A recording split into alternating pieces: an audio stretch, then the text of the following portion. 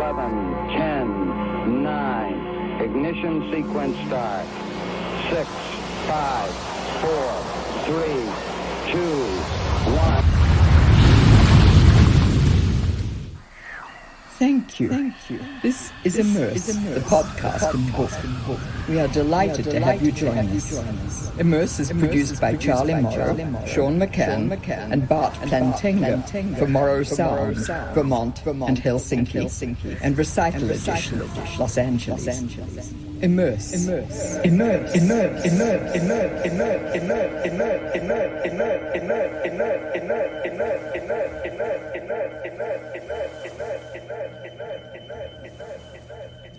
Here we go. Okay, so this is Charlie Morrow for Immerse. Sound, light, space.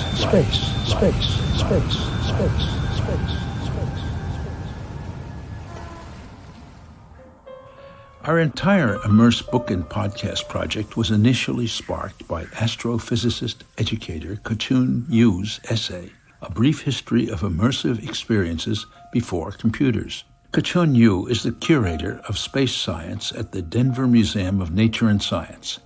After receiving his PhD in 2000, he joined the museum in 2001 as part of a team that was commissioned to create planetarium software for the Gates Planetarium that would allow visitors to visualize the known universe. He has performed educational research on the utilization of digital planetariums to the teaching of astronomy, and has uncovered ways in which immersive environments are beneficial for students. He has also created numerous planetarium shows as a universe maker and conceptualist. Maya-Lena Remis and I met Ka Chun in Denver around 2002 while he was working on immersive content for the Gates Planetarium. Since then, he's contributed to our sound and animation exhibit for the Canadian Joggins Fossil Cliffs Museum and our sonic journey called Land, Sea, Air, Sonic Journey from 400 million years ago to the present and beyond. That was exhibited in New York and London. It's wonderful to have Ka Chun as our guest today.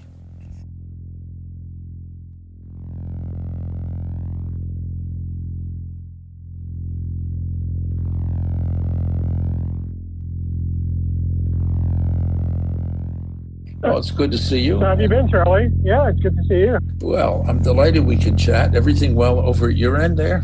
Yeah. I've just been extremely busy. I have multiple projects. So in addition to working on yours, I have a storytelling one that I'm putting together. And I have another one based on an Immersive talk that I gave earlier this year. Oh, lovely. I'm interviewing you today for my book, Immerse, where your articles of lovely research since this is a podcast as well as a book, I wanted to interview you and ask you two questions. Okay. One is how immersivity is part of your current practice, what you're doing that's concerned with immersivity right now. And then the other is a timeline. A book's based on talking to people about their current practice and then how did they get there, or going backwards, so to speak, down their project or thought ladder. Which would you prefer to begin with? Let's see. I think what I would do is, let me pull up my write-up. Yeah, so the first question is, how is immersivity baked into my current practice?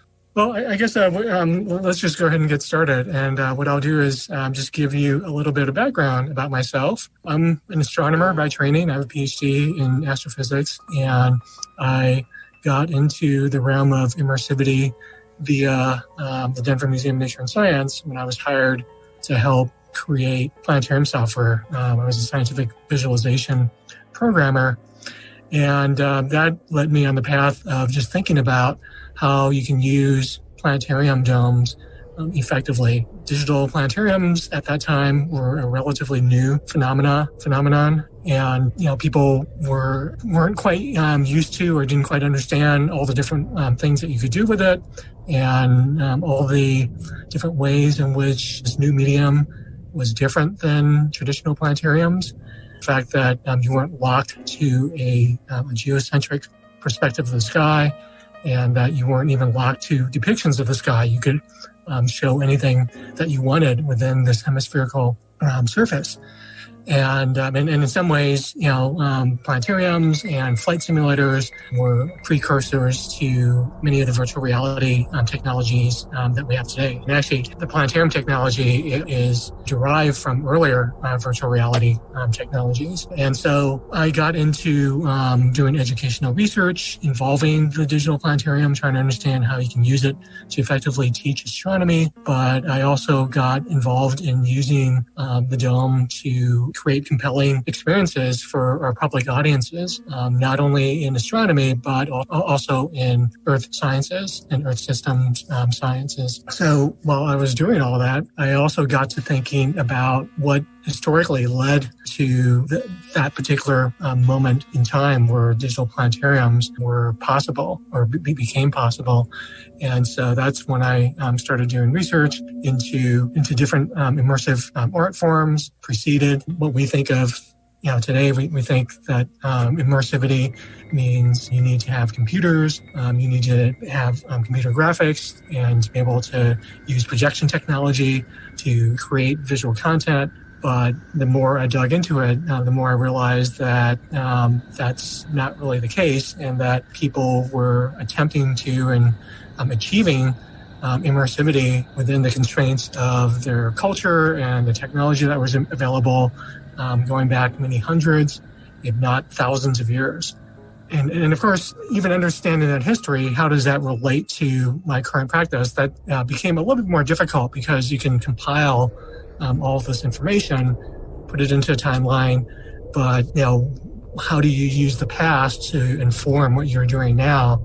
And that was actually a question that I couldn't answer for many, many years. And so, originally I started working on this historical research at least 12, maybe even 15 years ago. And it was only until you contacted me, Charlie, that I got back into it. And over that time, I've done my educational research work and done a lot of my programmatic activities involving the dome. And so doing all that and having much more experience with this gave me enough context to help me figure out how this history is useful for today. And I think the answer for me is the fact that we see this today where people are trying to create immersive experiences that have greater fidelity. You have more channels of audio, you have higher resolution imagery, you can go to higher frame rates. There's lots of different things that you can do to create immersive experiences. But people in the past didn't have a lot of the same tools that we have. They obviously couldn't create the same levels of fidelity to reality that we can today. But can you really argue that people in the past didn't have compelling experiences from either being immersed in frescoes or paintings or via traditional film? And then you can also find examples where very dedicated inventors like Morton Heilig, was creating very early virtual reality rides, and he had put together patents for immersive theaters that go far beyond anything that we currently have. But he had a lot of trouble getting funding for his dream projects. And I think this has to do with the fact that, so I think when you examine this history and you see even today that even though virtual reality has gotten, a lot of exposure, there are a lot of companies putting billions of dollars into content and technology development, but the initial wave of interest hasn't led to widespread consumer adoption. And I think that has to do with the fact that there is a certain level of okayness with how realistic a medium has to be. And so the public seems to be okay with the HD TVs that they have and other experiences that they have, but they don't feel like they need that extra level of immersivity that virtual reality requires, just because it's awkward to put on a headset that completely cuts out all of your surroundings.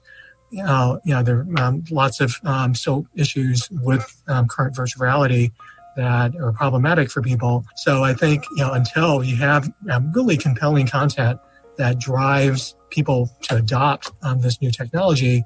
And right now, that content isn't quite there yet, or at least not to overcome the resistance of the new technology, the resistance of the fact that the new technology is difficult to use, means that it might take a few more years for VR or augmented reality or mixed reality or whichever version these types of computer augmented immersive realities, whatever becomes widely adopted. So I think there is something interesting in this historical context, that can teach us today. So I think, what I found was that just looking back at the history and combining that with a better understanding of what is happening today has led me to think about, how much I can push what I do in my preferred field of digital planetariums, and thinking about, how I also have to concentrate on having compelling stories to make a compelling experience for our audiences. Well, thank you. You've answered both the questions in the same. Okay. I really like that. And, I think that the point that you make is an important one, that it does come down to the story. As a storyteller can immerse you completely in a story just by, the old image of the campfire telling stories. So it doesn't seem to change even if the technology gets more advanced. It's in a way, it's about engagement. And exactly. Stories have a way of engaging you over time that create experience over time. And I think experiences, I'm sure you know that some experiences are incredibly deep and they're 1 second long. Others have to be sustained for a long time before they give their ghost up. But all of these topographies and time dimensions, can be rigged to create that experience. Yeah, and campfires was not something that I wrote about in the chapter, but I do start off going back 30,000 years to European art in European caves, done by early humans who had arrived on the scene and were creating some of the earliest masterpieces of artwork ever known. But more recently, I've discovered that there are researchers looking into the effects of telling stories around campfires, and the fact that anthropologists have examined how hunter-gatherer tribes and stories that they tell during the day when they're out working or gathering food or doing other tasks that you normally find during the day, versus the tales or the stories or the accounts that they tell in the evening after the day's work is done and they're seated around the campfire. And the two are completely different. And so you might be complaining during the day about, someone who isn't pulling his or her weight around the camp or the village. But in the evening, the story, it actually goes into more traditional storytelling, where some of the stories might be mythical, some of them might be religious in nature, and some of them might, in some ways, be attuned to what I'm trying to say is, but all of them seem to take a much more expansive look at, the tribe or the people involved. And so they still might be critiquing the people who are not pulling their weight around the village, but they're doing it in terms of a moral that's part of another story, as opposed to directly critiquing these people. And so it seems like, just based on this type of research, storytelling has probably been important for millennia, tens of millennia, but it also serves really important roles in society, even in very early society. Well, thank you for sharing all of that, and I appreciate your involvement. Thank you. I'm going to jump, but I'll write you about it because you're the inspiration for the book. And I thank you very much for your work, because you're moving back there. I don't know if I've ever sent you my biography, but my whole life's work has been based on working forward in some technical way and then jumping back in history. It's just this sort of a cycle that leads to jumping back in time. And it happened to me in a number of ways. I have that in my opening essay because I think that we've been on the same path. And I just would never have been inspired to make all of this come together if you hadn't been on the path ahead of me. So I appreciate your being a pathfinder. Yeah. Well, that's really nice to hear. Thank you very much, Charlie. I mean, I don't know what to say, but it's nice to know that I've inspired someone. So. Well, it's true. Have a good evening, and thanks for today. Yeah, have a good night. Yeah. Bye. Bye.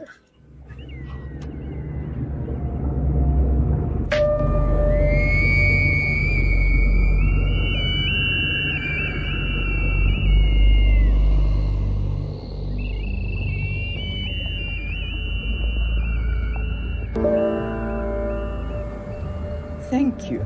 This is Immerse, the podcast and book. Immerse is produced by Charlie Morrow, Sean McCann, and Bart Plantenga for Morrow Sound, Vermont and Helsinki, and Recital Edition, Los Angeles. And